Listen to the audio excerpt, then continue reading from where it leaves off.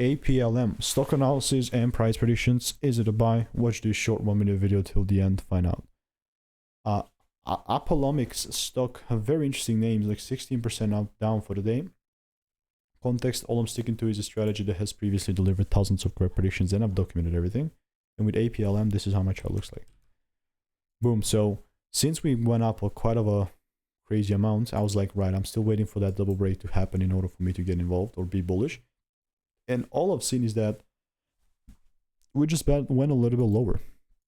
In terms of the rules being met, they're not really being met. It's not like the end of the world.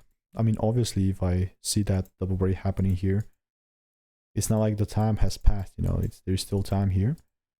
And in the meantime, I'm focusing on other thicker symbols as well. It's not like I'm sitting here just crying, like just profusely looking at this and just trying to force, no. So what I'm going to do, just going to put like a little waiting sign here. If you want to learn the strategy for free, click the first link in the description. All reviews are 5 stars.